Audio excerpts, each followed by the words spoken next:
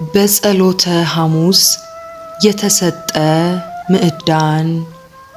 ተወዳጆች ሆይ በልብ መታሰቡ በቃል መነገሩ በአምላካውያት መጻሕፍት መዘከሩ ከፍ ከፍ ይበልና ዛሬ ጌታችን ኢየሱስ ክርስቶስ ለሕማም ለሞት ተላልፎ የተሰጠበት ቀን ነው።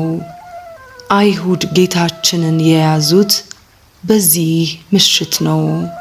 ነገር ግን ጌታችንና መድኃኒታችን ኢየሱስ ክርስቶስ ተያዘ፣ ለሕማም ለሞት ተላልፎ ተሰጠ ሲባል ስትሰሙ እጅግ አትዘኑ፣ እጅግ ልታዝኑ ምርር ብላችሁም ማልቀስ ያለባችሁ ተላልፎ ስለተሰጠው ጌታችን ሳይሆን አሳልፎ ስለሰጠው ስለ ይሁዳ ነው።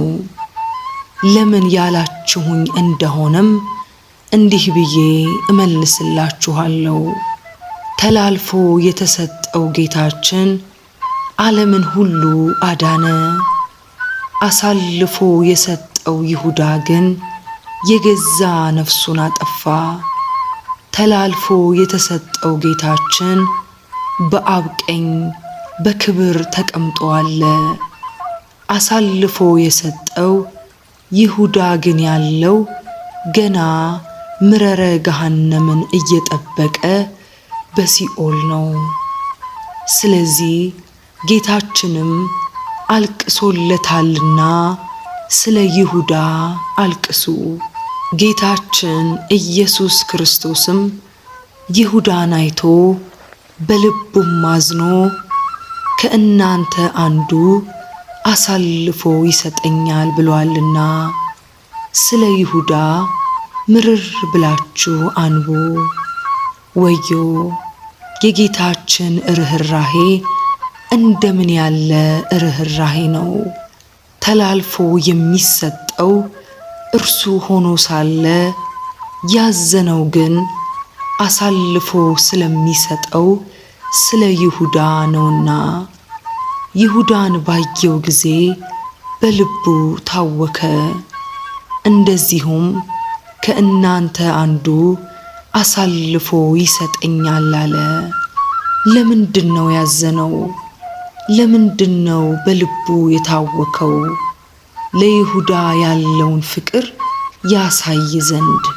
እንደዚሁም እጅግ ሊያሳዝኑን የሚገቡት በሌሎች የሚጎዱ ሳይሆኑ ሌሎችን የሚጎዱ እንደሆነ ሲያስተምረን፣ ከሌሎች መከራ ከመቀበል በላይ የሚከፋው በሌሎች ላይ መከራ ማድረስ ነውና። መከራን ስንታገስ ርስት መንግሥተ ሰማያትን እናገኛለንና፣ መከራን ስናደርስ ግን ምረረ ገሃነም የዘለዓለም ኩነኔ ያገኘናልና። ጌታችንም ስለ ጽድቅ የሚሰደዱ ብፁዓን ናቸው መንግሥተ ሰማያት የነሱ ናትና ብሏል። እንግዲህ መከራን መታገስ ሹመት ሽልማት እንዳለው እርሱም መንግሥተ ሰማያት እንደሆነ ታያላችሁን?